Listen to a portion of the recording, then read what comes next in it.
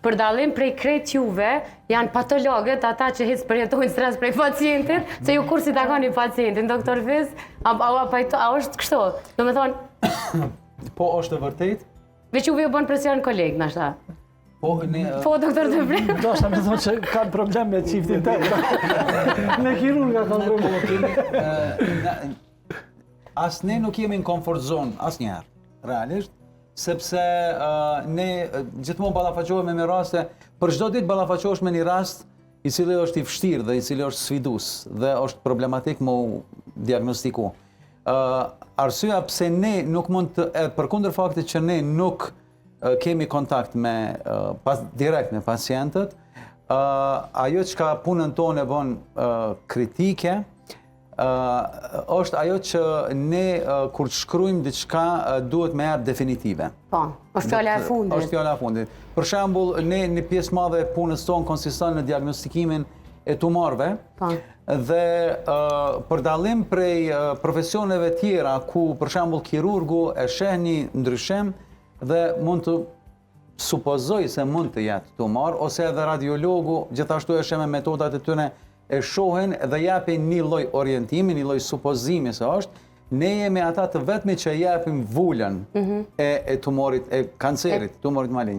Dhe natyrisht se do të thotë pacienti nuk hyn në asnjë lloj forme të trajtimit pa diagnozën e patologut. Dhe kjo neve do të thonë na pshtet për murin në farë mënyre, sepse pas neve, pas asoj se çka ne themi, pacienti e merr një drejtim ose tjetrin.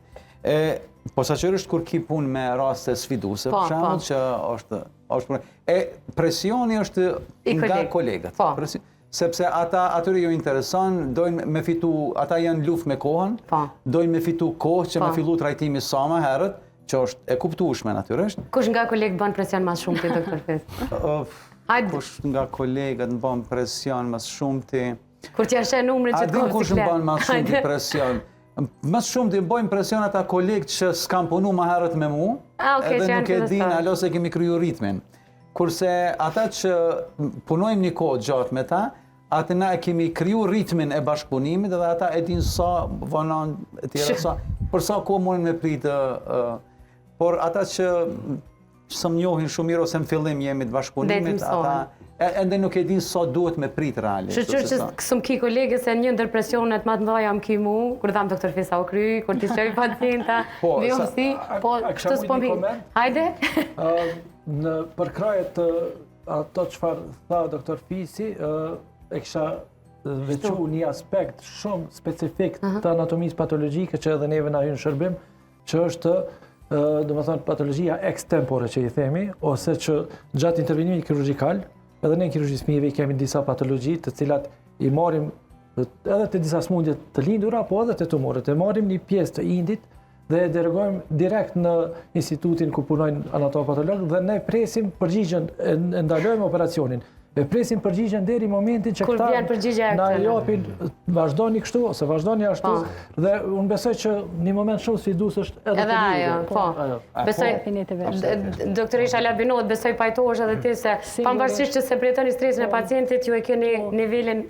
Po e vërtet është shumë sfiduse, sepse kërkon shumë përgjegjësi, është diçka definitive, mirë po prapë se prapë nuk e krahasoj me punën e kirurgëve, sepse nuk e ki aty një pacient që po ndron gjendja shpejt, po, ki prapë se prapë ku mu konsultu me doktor Fizin, ki ku me thirë doktor Defrimin, me pyet çka ka qenë klinika, si është zhvillu smundja, me marrë informata shtesë, edhe me na mundësu shumë ma letë mi kalu që ato vështirësit ndoshta që i ka përgjithësinë që ka patologjia si shkencë. Mirë po prapë se prapë unë mendoj që edhe një herë ta kisha pas mundësinë me zgjedh specializim, po sigurisht që kishte me qenë patologjia. Së është një farë lloj arti. Na që ka shumë mikroskop është diçka shumë, mendoj që është art edhe ajo në vetë. Prandaj edhe e keni zhvilluar njëkohësisht. Po, është edhe diçka si piktur, po unë ty këshyr shpesh zemra, shpesh edhe postoj ato, po është një farë që ato slajdet e mikroskopit që na i shikojmë, është një farë lloj arti. Veç kjo arti i patologjisë është abstrakte, jo çdo kush mund me kuptu mirë. Po trajnohemi edhe e kuptojmë.